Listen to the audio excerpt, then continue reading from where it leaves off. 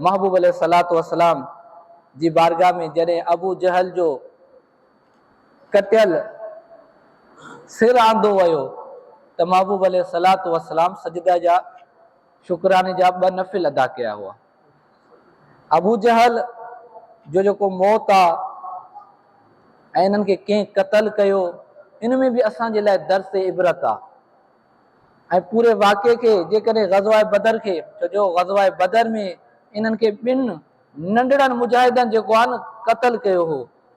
महबूब अलैहिस्सलातु वस्सलाम जे ज़ुबान मां अल्फाज़ निकिता, हर कंहिंजी हिकु तड़प हुई, लेकिन अल्लाह ताला जंहिंखे इहा सआदत अता फरमाए। मां हिकु बुखारी जी हदीस पाक बयानु कंदुमि, कुझु अहादीस मां, कुझु सीरत जी किताबनि मां इनखे वाक़े खे बयानु कंदुमि ऐं दौर हाज़िरा जे मुताबिक़ कुझु नसीहतूं बि हासिल कंदासीं। सही बुखारी में आहे 3141 नंबर हदीस, हज़रत अब्दुर रहमान बिन औफ खां इहा हदीस पाक रिवायत आहे। हज़रत अब्दुर रहमान बिन औफ फरमाए त ग़ज़वा बदर में मौजूद आहिनि। उन वक़्त जो वाक़ियो आहे। बदर जे ॾींहुं मां मुजाहिदनि जी सफ़ में जॾहिं बीठो हुयमि, मां सॼे पासे बि ॾिठमि, खॿे पासे बि ॾिठमि। पोइ अचानक जेकी मुंहिंजी जेकी नज़र आहे न 2 अंसार जे नंढड़नि ते पई।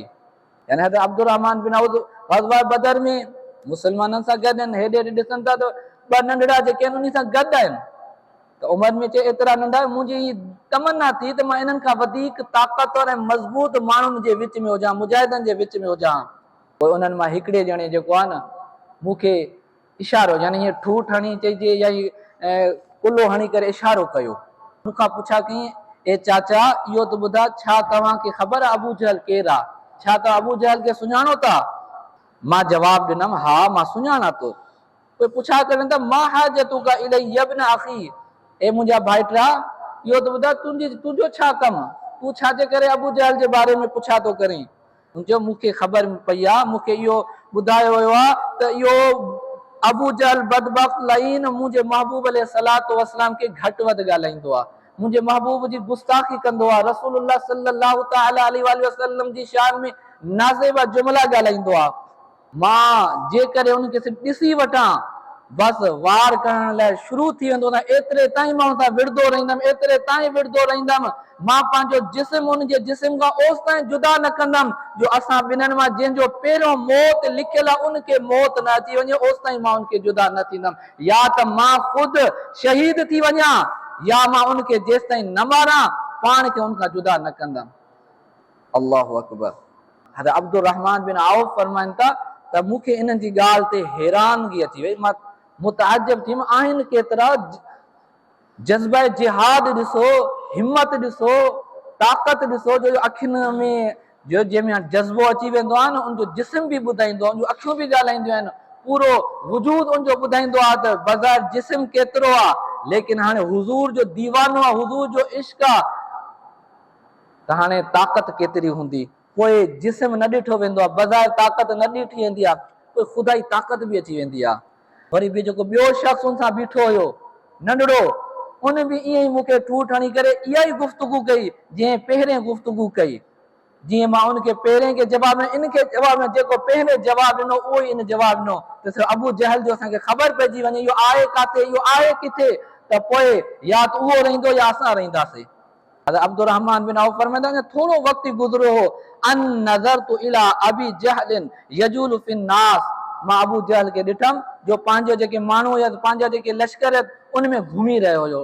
तंहिं ते मां उन्हनि ॿिन्ही खे चयो, अला इन हाज़ा साहिबुकुमा अल्लज़ी सअलतुमानी, ए नंढड़ो हियो तो अबू जहल जंहिंजे बारे में तव्हां मूंखां पुछा था करियो न, अबू जहल केरु आहे, जेको तव्हांजो मतलूब आहे, शख़्स आहे, जंहिंजे बारे में तव्हांखे ख़बर पइजी वई आहे त इहो महबूब अलैहिस्सलातु वस्सलाम जी बेअदबी कंदो आहे, गुस्ताखी कंदो आहे, महबूब अलैहिस्सलातु वस्सलाम जी शान में घटि वधि जुमला ॻाल्हाईंदो आहे, ओ इहो शख़्स जेको ही माण्हुनि में घुमी रहियो आहे।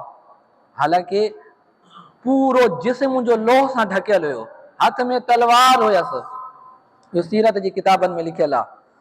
फरमाइनि था अब्दुर रहमान बिन औफ, मां ॾिसी रहियमि, इहो ॿुधंदे उहे ॿई ॼणा तलवारूं खणी उन तेज़ी सां भॻा।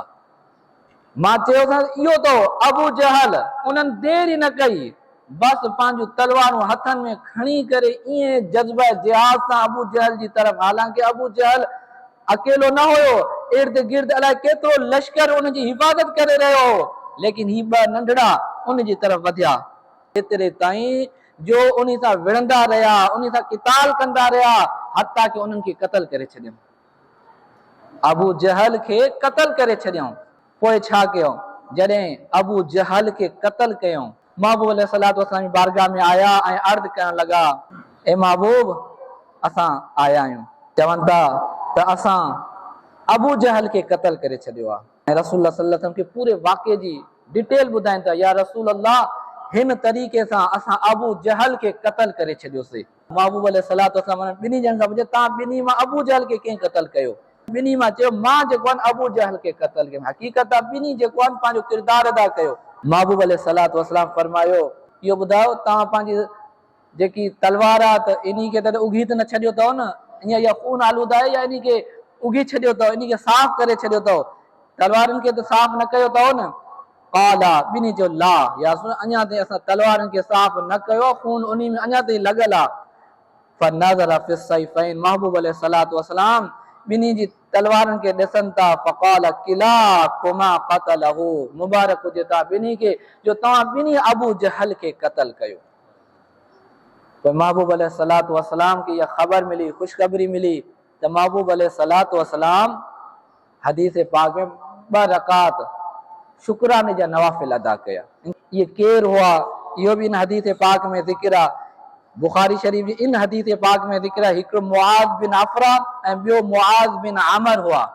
ऐं हिकु रिवायत में जिते इमाम बुखारी अस्माए जेके बदरी जेके सहाबा हुआ उन्हनि जो ज़िक्र कंदे हिकिड़े जो नालो मुआज़, ॿिए जो मुअव्विज़ बि ज़िक्र कंदा, यानी हिकु रिवायत जे मुताबिक़ ॿिन्ही जो नालो मुआज़ हुयो, ऐं हिकु रिवायत जे मुताबिक़ हिकु जो नालो मुआज़ ऐं ॿिए जो नालो मुअव्विज़ हो। ऐं ही जेके मुआज़ हुआ, इन्हनि जॾहिं हमिलो कयो हो न, उन वक़्त अबू जहल जो पुटु हज़रत इकरमा, बाद में सहाबी थी वियो हज़रत इकरमा, इन्हनि हमिलो बि कयो हो, जंहिंजे करे हज़रत मुआज़ जेके आहे न नंढड़ा आहिनि, बांह जेके आहे न हितां कटिजी वई, लटकी रही हुई, पाण ॿुधाईंदा त इहा मूंखे तंग पई करे, जंग जे दौरान मां इन खे कटे हिकु तरफ़ रखी छॾियमि ऐं वरी जेको आहे जंग कंदो रहियमि, विढ़ंदो रहियमि, हता के कामयाबु थियमि। जॾहिं ग़ज़वा बदर ख़तमु थी त मां इहा महबूब जी बारगाह में खणी आयमि। शिफा शरीफ में इमाम काज़ी इयाज़ मालिकी पूरी डिटेल इहो ई वाक़ियो बयानु करनि था त हज़रत मुआज़ हुज़ूर जी बारगाह में अची अर्ज़ था, या रसूल अल्लाह, ही मुंहिंजी बांह इन खे ठीकु करियो। महबूब अलैहिस्सलातु वस्सलाम लुआब दहन मुबारक हणी करे चुंबड़ाए छॾनि था, ईअं ठीकु थी वञे ॼण त का ख़राब बि न हुई। यानी ग़ज़वा बदर जे दौरान बांह कटिजी वई ऐं इहा लटकी वई, पाण फरमाईंदा गोश्त जे टुकड़े में लटकी वई, जंहिंजे करे विहण में तकलीफ़ थी थिए, मां बांह जे जंग जे हेठि हाणे कटे हिकु जॻह ते रखे छॾियमि। हाणे ग़ज़वा बदर मुकमल थियण खां बाद मां हुज़ूर जी बारगाह में आयुमि, त हाणे हीअ अक़ल सम्झ में न ईंदी त कीअं ठीकु थियो। महबूब अलैहिस्सलातु वस्सलाम छा आयो, हालांकि बांह जेकी आहे न जिस्म खां जुदा थिए कुझु देरि खां बाद ख़राब थी वेंदी आहे, उनजो जोड़ण ई नामुमकिन आहे। हर आले तबीब जेके बि डॉक्टर हज़रात ॼाणनि था, लेकिन एतिरे अरसे खां बाद इहो जुड़ी वञणु इहा अक़ल खां मावर आहे, इहो महबूब जो मोजज़ो आहे। बहरहाल इनखे इंशाअल्लाह मज़ीद ख़ासि मां इन ॻाल्हि ते बयानु करे रहियमि, जॾहिं अबू जहल जो सिर ईंदो आहे कटिजल, उनजी बि पूरी हिकु दास्तान आहे, पूरी तहक़ीक़ आहे, पूरी हिकु वाक़ियो आहे जो महबूब अलैहिस्सलातु वस्सलाम बयानु था कनि कीअं सिरी जेकी आहे न अबू जहल जी हुज़ूर जी बारगाह में अचे थी ऐं महबूब अलैहिस्सलातु वस्सलाम सजदे में हलिया था, शुक्राने जा सजदा, शुक्राने जा नवाफिल अदा था कनि। हिकु रिवायत में त महबूब अलैहिस्सलाम 2 नफ़िल अदा कया, हिकु रिवायत में महबूब फौरन सजदे में हलिया विया। इंशाअल्लाह आइंदा जुमा इनखे बयानु करण जी कोशिशि कंदासीं।